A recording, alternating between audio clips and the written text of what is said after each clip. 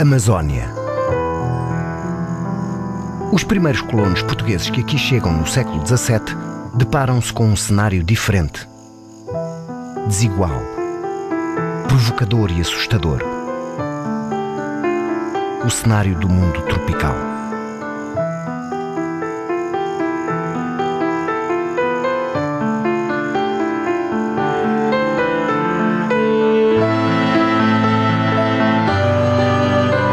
1637, ano de Cristo. Um português acompanhado por mais de 1000 índios inicia a subida do rio Amazonas numa expedição que demora 2 anos. Pedro Teixeira, que os índios apelidavam de Curiuá-Catu, homem branco, bom e amigo. Eu me lembro que quando era menino e estudava no interior, na cidade em que eu nasci, em Abaetetuba, quando se falava do grande descobridor, do grande navegador do rio Amazonas, se falava do Pedro Teixeira, não se tinha nos livros nenhuma fotografia, nenhum desenho, nenhuma imagem. Tinha-se a sua história.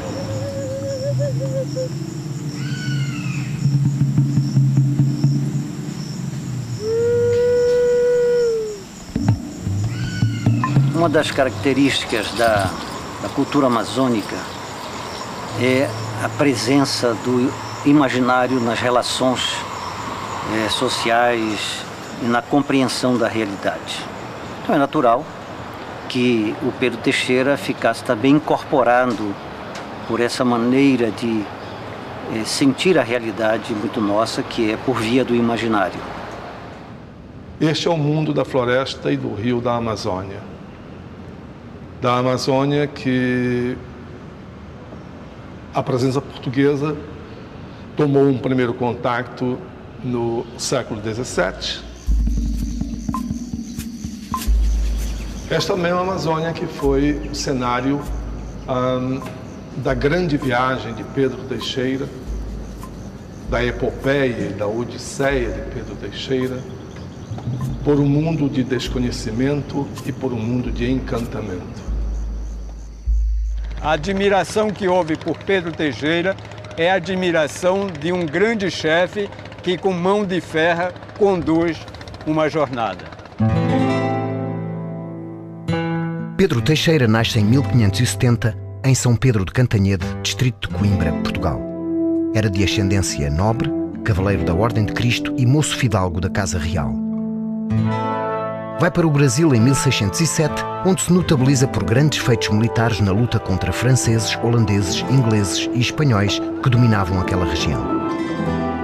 A 12 de janeiro de 1616, Pedro Teixeira, sob o comando de Caldeira Castelo Branco, funda o Forte do Presépio, dando origem à cidade de Santa Maria de Belém.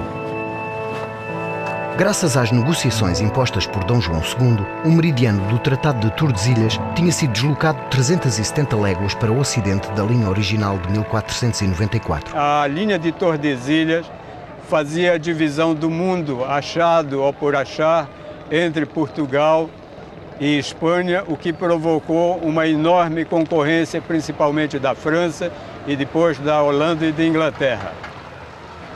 Então havia uma linha que supostamente passaria no mapa do Brasil sobre a cidade de Belém, do Pará, e a cidade de Laguna, no sul do Brasil, em Santa Catarina. Toda a terra para o litoral seria portuguesa e o interior do continente seria espanhol. A presença espanhola no Alto Amazonas passara despercebida até 1637. Mas nesse ano, nas margens do rio Napo, no Peru, dá-se uma revolta dos índios Los Encabelados, assim chamavam os espanhóis aos nativos daquela região. E o curso da história muda. Para escapar ao massacre, uma pequena embarcação de 6 militares e 2 padres franciscanos espanhóis é obrigada a tomar uma medida arriscada. A única alternativa à fúria dos encabelados é igualmente assustadora: descer o desconhecido rio Amazonas e deixar-se levar pela corrente prodigiosa. A sua fuga para salvar as próprias vidas acabaria por ser a causa da expedição de Pedro Teixeira.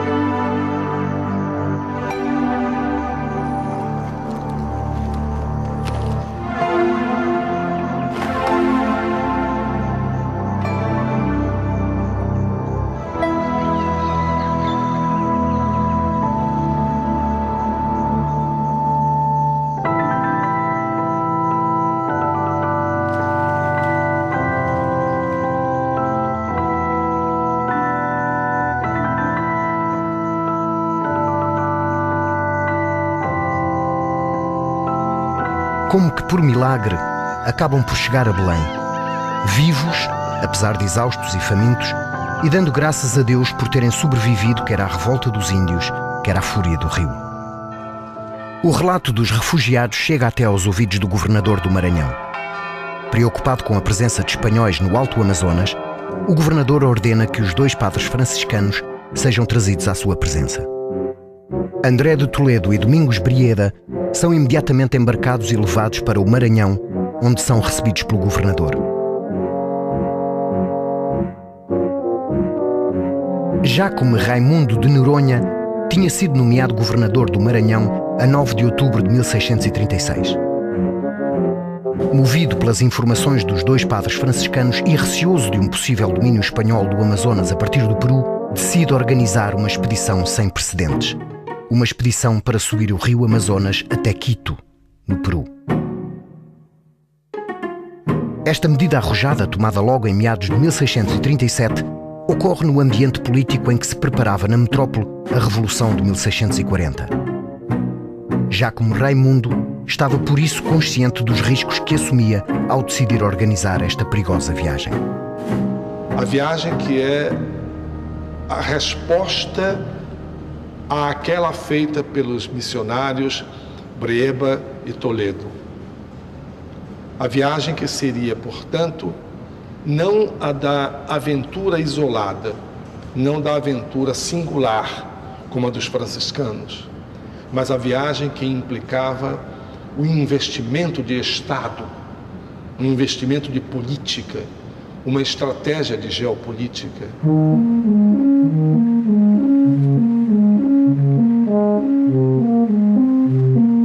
No entanto, o Senado da Câmara de Belém opôs-se fortemente à expedição.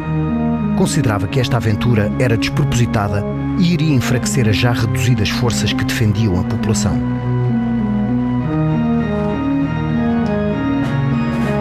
Mas Jácome Raimundo foi inflexível e os preparativos da expedição prosseguiram.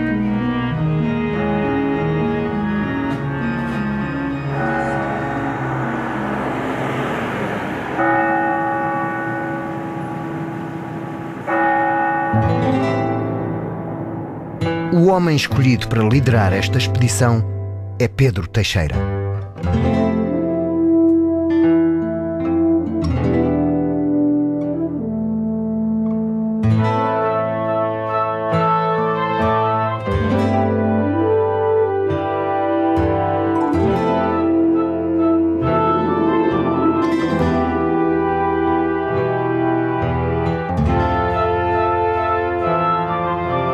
Eu posso imaginar, por exemplo, o que passou na cabeça de Pedro Teixeira, um homem valoroso, um homem destemido, um homem audaz, quando o governador do estado do Maranhão, Grão-Pará, confia a ele a viagem ao Peru.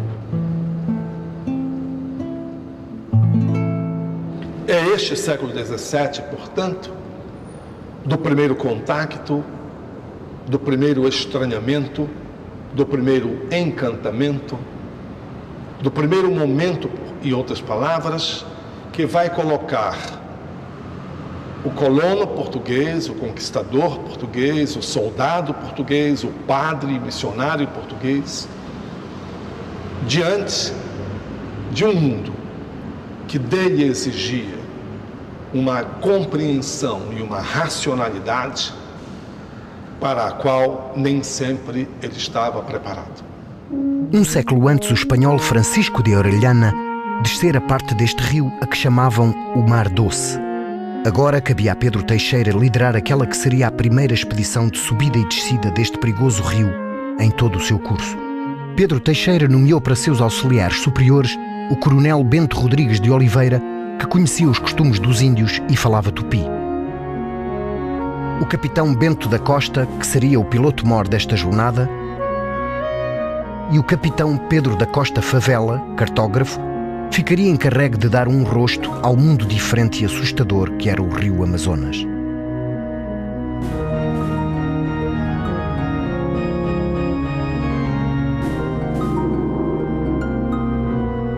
Mas se nós falarmos de um rio que comporta milhares quilômetros de extensão, de um rio que em determinados trechos de uma margem não podemos ver a outra, ou de uma floresta que cabe a Europa no seu interior, ou de uma ilha que cabe um país como a Bélgica e a Holanda também no seu interior. Um rio que é ao mesmo tempo o lugar em que os mitos, os encantados habitam e nele navegam. A 28 de outubro de 1637, inicia-se a épica subida do rio Amazonas.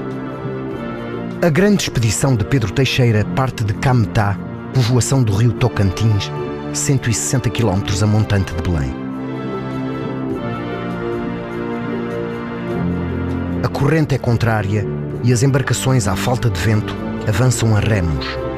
Cada braçada demora uma eternidade. Os padres André de Toledo e Domingos Brieda regressam ao rio, agora como guias.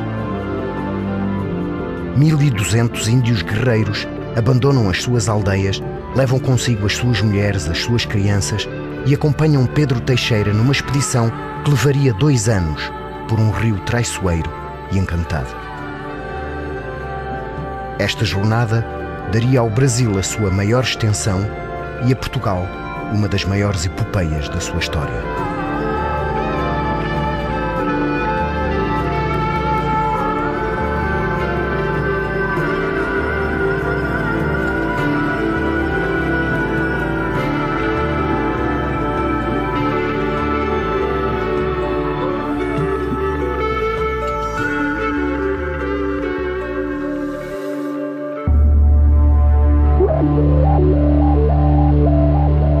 Amazonas, o maior rio do mundo, tem um comprimento de 6.570 km. O rio Tejo, que é o maior da Península Ibérica, tem 850 km.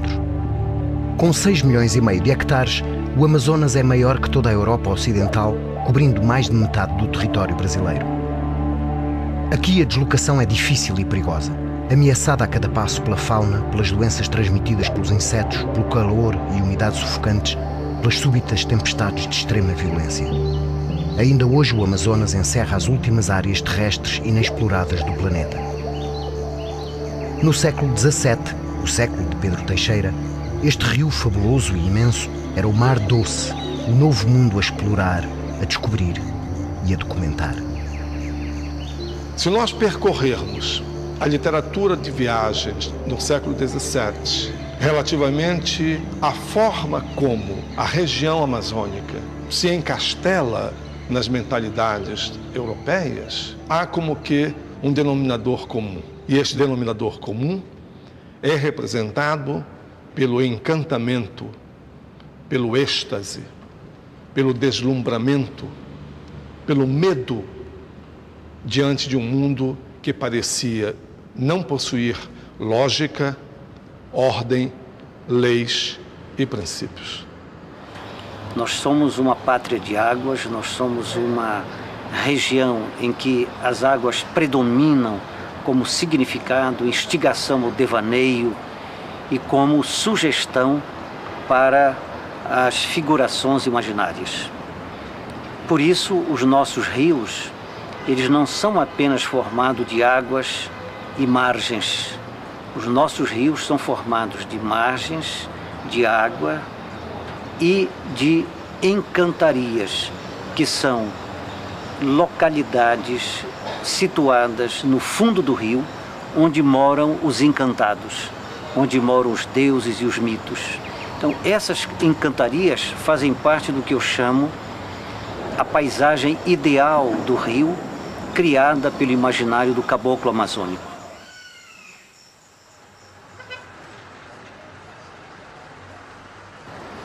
É muito comum nos relatos que você vai encontrar nesta Amazônia profunda uma mistura de fatos reais com fatos míticos, com uma naturalidade de coisas acontecidas no dia a dia. A gente temos patuá atrativo, que serve para dinheiro, para jogo, para mal olhado, tá? serve para venda. Cada um amuletozinho que a gente tem serve para coisas diferentes. Nós tem para amor, tem para jogo, tem para dinheiro, tem chama para mulher, vocês homens, né? Tem para mulher chamar homem também.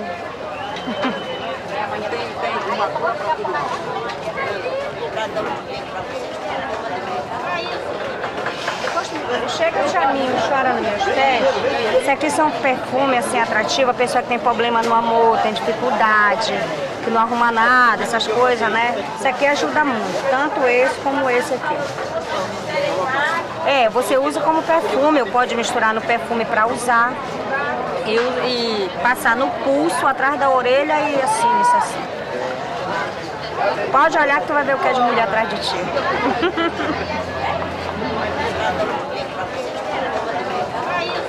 A cultura amazônica, ela tem como dominante a poética do imaginário. Então essa poética do imaginário envolve as narrativas orais.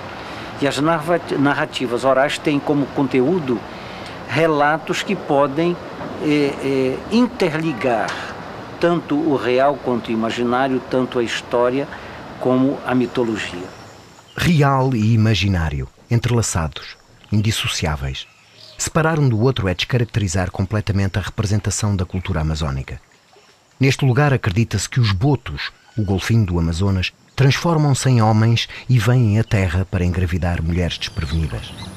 A história que eu acho de boto mais interessante é porque muitas vezes ele sai em terra, né? Ele sai em forma de homem. Isso aí eu já vi.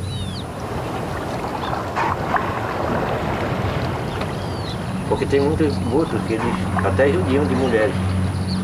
Tem acontecido muito problema disso. Nem tanto aqui como no lugar que eu morava, que eu sou filho do Aritapera, né?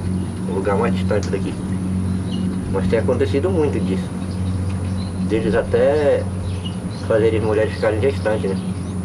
Inclusive eu conheço uma aqui do Tapajós que geralmente sai um menino branco, de mais branco que ele não enxerga assim de dia, só à noite, né? Então, geralmente o pessoal diz que ele só pode ser filho de um bicho desse. Ele anda tudo de branco. Só que a gente anda no nosso normal, né? Ele anda feio, ele anda tudo se remexendo, feio mesmo. Eu digo porque eu vi numa praia, assim, próximo daqui, estava eu e mais 5 amigos, estavam deitados embaixo de uma lona, né? Aí eu avistei a praia limpa, eu avistei aquele homem. Veio no nosso rumo, porque se você deixar ele chegar perto, ele adormece e você não se mexe mais não. Aí antes dele chegar eu chamei os companheiros, só que eles se assustaram embaixo da lona. Aí eu disse assim, é o boto. Aí nós saímos, correndo atrás, para pegar, era uma distância como da beira daquele mato. Quando chego perto da beira da praia, ele caiu na água e sumiu. Mas tem acontecido muitas coisas que eu já tenho uma idadezinha meio de bom tamanho, já conheço um bocado da vida, já tenho visto muita coisa do boto. Não é todos, mas tem o boto que ele é muito judio. Então eu penso, assim como a realidade aparece ela integrando o real e o imaginário, o rio é o rio de água, mas no fundo dele você tem as encantarias, habitação dos mitos e deuses. A narrativa que expressa e que transcorre por essa realidade também incorpora o real e o imaginário como uma coisa verdadeira. São duas coisas que nós não podemos separar ao entender a Amazônia.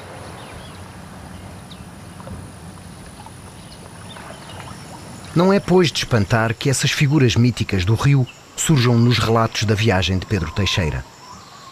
Figuras como a Iara, a sereia do Amazonas, uma mulher belíssima que vem à superfície para tentar seduzir os navegadores e convencê-los a juntarem-se a ela nas profundezas do rio.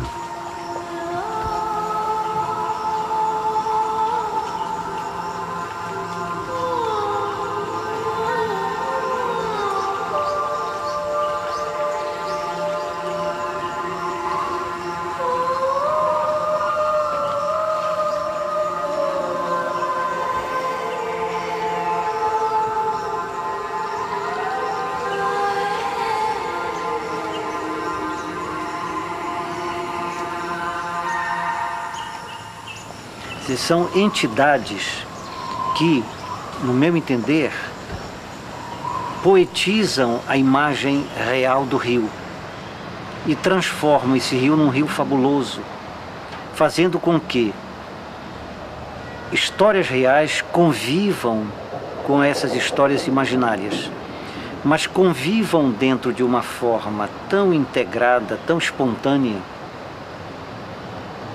que passam a fazer parte delas. Francisco de Orellana descera o Amazonas em busca do Eldorado, procurando dia após dia avistar no horizonte as torres e as armaduras de ouro dessa terra fantástica. Por seu lado, os índios Tupinambá acreditavam que, subindo o rio Amazonas, encontrariam uma terra mágica.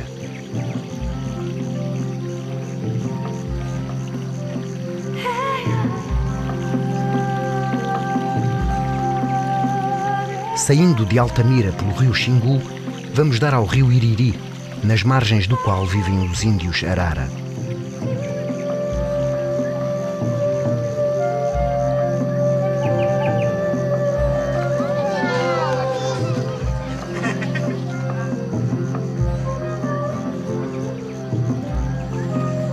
Contactados há apenas 20 anos, mantêm comportamentos e crenças semelhantes às dos indígenas que acompanharam Pedro Teixeira na sua jornada. O nome Arara é uma terminologia aportuguesada a partir do tupi. Eles chamam-se a si próprios de Ugorongmo, que significa tu e eu.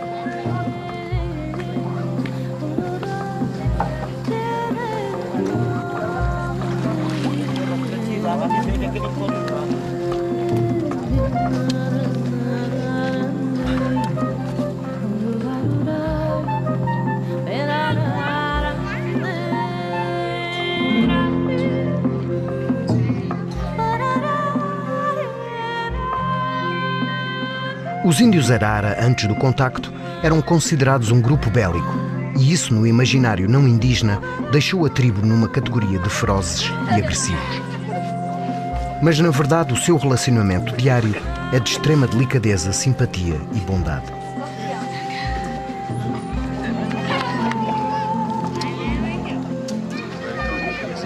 Contam que há muito tempo atrás viviam no céu. O céu era seguro por 4 estacas chamadas Aramã, mas um dia as estacas partiram-se e os Arara caíram na terra junto com as estrelas e a lua. Foi um pequeno pássaro chamado Cuí que devolveu os astros ao seu lugar de origem, mas os Arara ficaram. Na sua morada anterior, os Arara não precisavam de trabalhar e a morte não existia.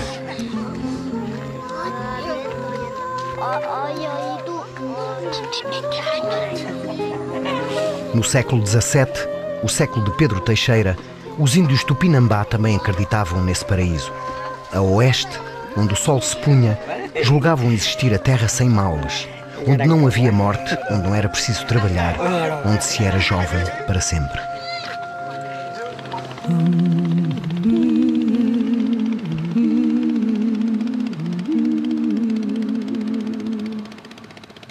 Quando tiveram o primeiro contacto com o colono português, também os Tupinambá se depararam com algo de diferente e assustador. A figura daquele conquistador vindo de longe, saído do mar, tinha uma aura de misticismo à sua volta. Criou-se entre portugueses e índios um sentimento de profundo respeito e temor. Tinham um objetivo comum: subir o rio. Os portugueses buscavam a criação de um império que desse um avanço na história e que revolucionasse a geografia. Os índios acreditavam que no fim da subida esperava-os um paraíso livre de doenças e de trabalho, onde viveriam para sempre com as suas mulheres e as suas crianças. 1.200 remadores com as suas famílias decidem assim juntar-se ao Curiuacatu na subida do encantado rio Amazonas em busca da terra sem males. Pois bem, tudo isso nos leva a crer que havia realmente um movimento humano, uma geografia humana poderosa em busca desse paraíso mágico.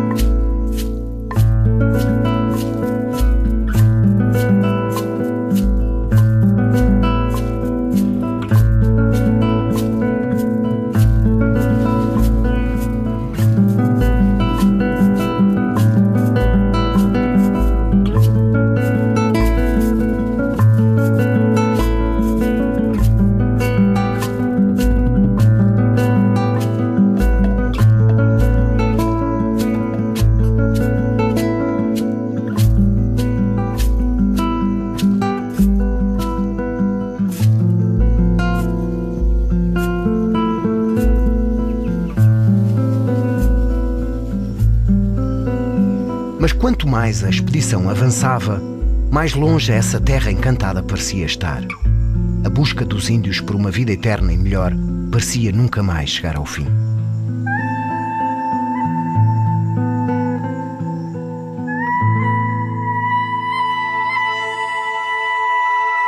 À medida que a fome e o cansaço se tornavam insuportáveis, os ânimos dos Tupinambá começaram a esmorecer. Pedro Teixeira liderava agora uma expedição de índios descontentes e à beira do esgotamento. Esses índios nunca iriam conhecer a eterna juventude. Em vez da terra sem males, os Tupinambá encontrariam a escravatura nas minas de prata dos conquistadores espanhóis no Peru. Os poucos que voltaram vieram desiludidos e desinteressados.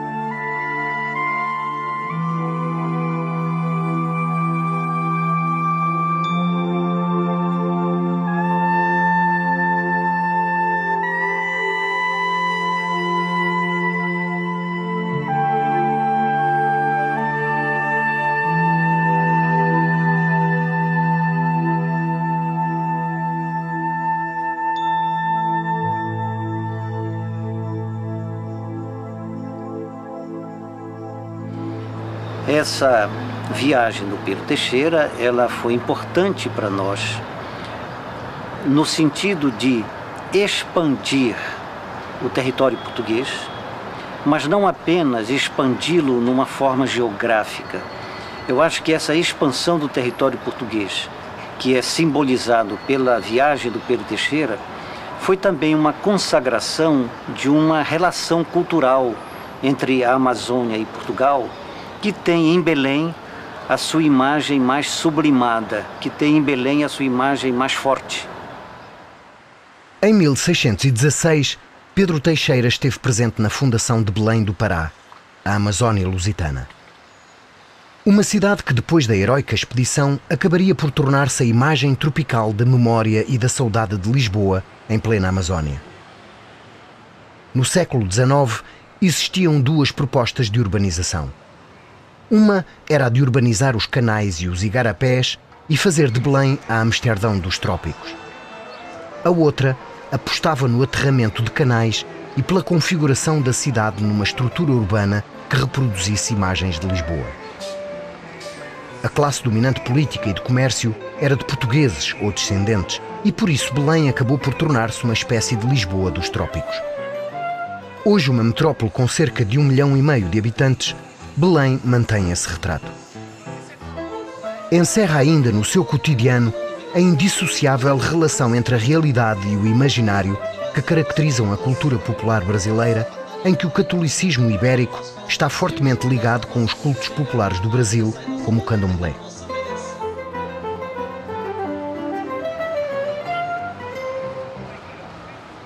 A arquitetura manuelina aparece misturada com o barroco indígena, pela liberdade que os operários gozavam na construção de algumas igrejas. Esta grande influência lusitana em Belém adveio da presença que Portugal passou a ter na Amazónia depois da expedição de Pedro Teixeira. Sem esse difícil, penoso e heroico esforço deste colono português e da sua tripulação, é possível que essa marca não tivesse sido tão forte.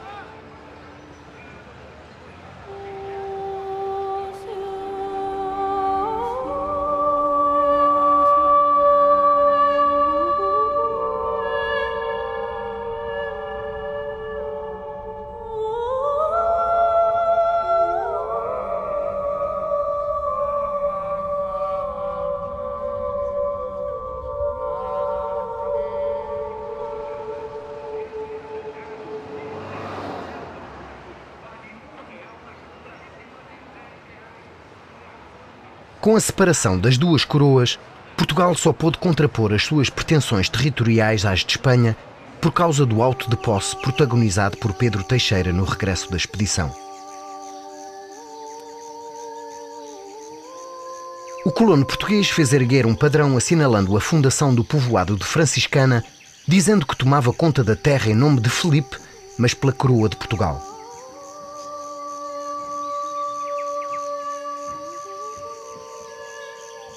O tempo e a selva tropical são impiedosos com construções de madeira. Por isso, deste padrão, não resta absolutamente nada, nem mesmo a certeza da sua localização.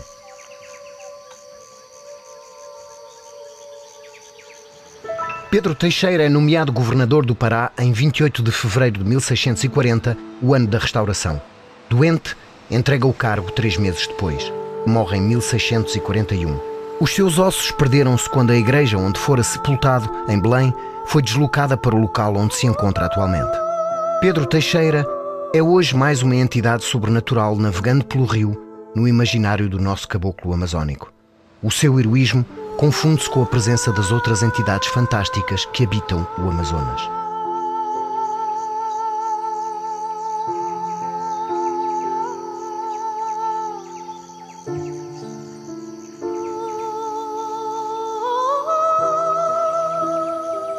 A expedição de Pedro Teixeira, concluída nas vésperas da restauração portuguesa com Dom João IV, teve um caráter premonitório, já que Filipe IV autoriza Pedro Teixeira a tomar posse das terras em nome da coroa de Portugal. Uma coroa que não existia, no sentido estritamente político, na medida em que ainda se vivia a União Ibérica. Mas a razão mais forte para esta expedição foi a busca de uma resposta pelo colono, pelo conquistador, pelo missionário, pelo religioso, à pergunta: que mundo é este? É importante que percebamos que este espaço aqui, da Amazônia Lusitana, o Estado precedeu a sociedade. Então esta figura importante da criação do Estado é o grande contributo português, quando veio dar um direcionamento histórico para uma região que era formada de muitas nações, nações que brigavam entre si. E a partir do fato histórico e da opção dos tupinambás pelas armas portuguesas e da opção dos nhangaíbas pela soberania de Portugal, se planta um grande país que hoje chamamos Brasil. De modo que eu penso, portanto, que haja esta relação histórica de uma cultura atual, cuja origem está nesta viagem desbravadora, mítica e histórica, maravilhosa e real, representada pelo Pedro Teixeira. Então, certamente, Pedro Teixeira, quando partiu em 1637, saindo de Belém para a sua grande jornada em direção ao Peru, saiu daqui tendo diante de si um patrimônio simbólico e um patrimônio mitológico do que representava a floresta e o rio, um mundo, portanto, desconhecido e que precisava ser desvendado.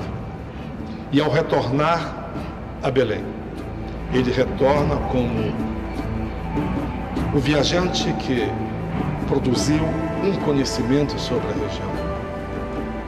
Pedro Teixeira, que sai de Belém em 37, é o Pedro Teixeira que está viajando na imaginação. O Pedro Teixeira que volta em 39 a Belém é o Pedro Teixeira que navega na realidade. Oh